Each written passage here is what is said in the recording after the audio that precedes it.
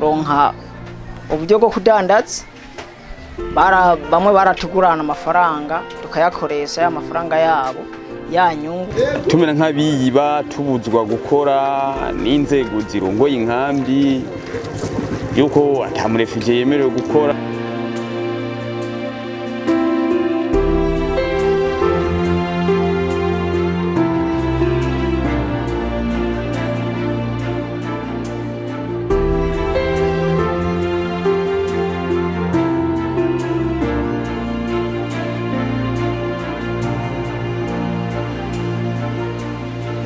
Kandi nabene igihugu twagiye tuhasanga batubuza ati ntabwo natwege muri Tanzania mu nkambi zacu twagiye turabamwo za Nyarugusu zahe nitwemerwa gusohoka. Bimaze kubuko turaforsa nyene kubw'inzara ati $12 ntabwo zijya ku kwezi uzabumva ngo riko apokera 15,000. Rero benshi barataye izabo bariruka bamwe basubira mu Burundi n'amaguru abandi bagira ibiki natwe rero twagiye turamenya kuga turajanye mwabo bavukanye bababembe baradohereza mu moto yabo turatembereza. Mu bisanzwe gusika kuzajya no munsi ndasobora gusika nko ku miliyoni 2 canke 3.5 bivanye n'ibidandazwa abandi ko ndadandaza kandi baza mu kwezi iyo nakoze neza yuko ntabura $50 nshobora gukura. Ninjiye mu nkambi ata mugore mfise n'abana ninjiye ndi umusore ariko ubu ngubu ndafise umudamu n'abana 2. Kano kazi karamfasha neza cyane kuko iyo nje kuri aka kazi ndarondera ration y'abana ndabo kungene toshora gufungura kuri uwo munsi. Ndamaze kwisonuraho gatonya. Ubuzima bwarahindutse kuko icyo gihe naronka imfashanyo gusa sinaronka nk'uri impuzu y'abana sinaronka ukundo ikambambiri y'umwana ntakoze kwajyagarama ngo ugurishe ariko ubu ndagura ikambambiri y'umwana nkamwambika nanjye nkiyambika. Rero muri rusange ntabwo imeze neza kubera ko ubuhaje ibintu by'igiciro abantu bose ntago ariko babona ifashanyo ya pamu. Hari abantu bari mu cyiciro cya mbere hari abari mu cya kabiri hari mu cya gatatu. Hano hari impunzi bitandukanye, hari impunzi za politike. Iyo ubonye umutekano wawe ko wuzuye ugomba guhunguka, ubonye umutekano wawe utaraboneka ugomba kuba utegereje.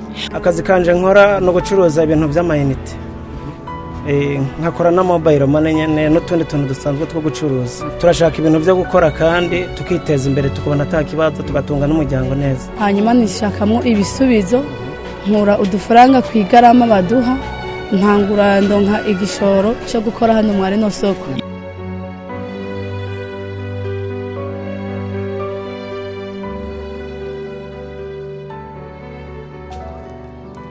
Nukuri turabura ikintu kitwa amabashe ntayo dufise inzu zaduheranye imvura iguye turabura ukuntu abana barara ibirago ntabyo dufise ibirago byaraduheranye. Urabona ukuntu hameze nukuri barambwira hari ubwo bigeze kunyandikira ngo baraje kunyubakira ndategera yariste yanje kwiza yo kunyubakira ndabura bongera kandi barandika iriste iraza ngo numva ngo butoyi Janete ngo araje kumubakira nongera kandi ndategera ndabura ubuntu bugira gatatu inyuma harabomaguritse kuko ntawe dufishe hano mu buhungiro adufasha.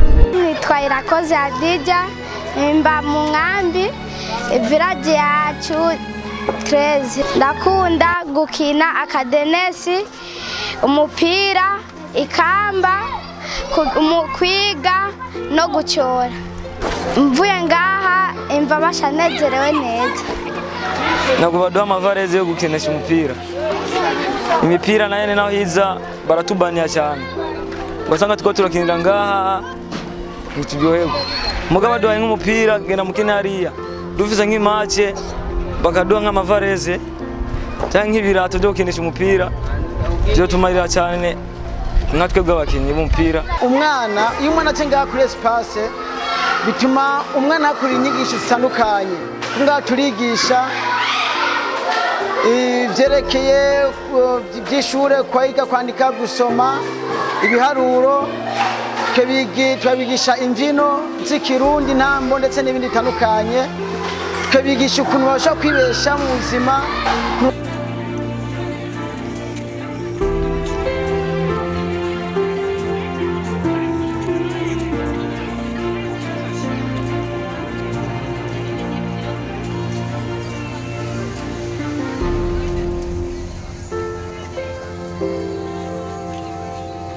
nuko nta mpunzi n'imwe ifise agateka na gatoya, kuko iyo tuba dufise agateka nta kuntu twogira agateka tukarara mu rugo. Nk'ubwa mbere na mbere je nka jewe sanzwe muri make ndi nk'umunyeshuri, mugo kumva ndiko ndarara mu rugo ngo turaririye abantu b'inkoho. Mbe nk'umuntu w'inkoho wo murarira gute? Ndatakambye kweri abayubwene yiko mwotugarukira mikuru tugeze kurera, kandi turi abantu benshi tutishoboye, tutagira byose, nta n'agatwarete. Muba barafise nuko ndyama mu nzu imeze nabi, mu kazi kava habura aho ndyama, kandi naho imvura yagwa tukagerekerana nyine n'akantu gatoya umuntu yibombekerezamo. Inzu no kugwa yaraguye, ubuti burimo bwaraboze.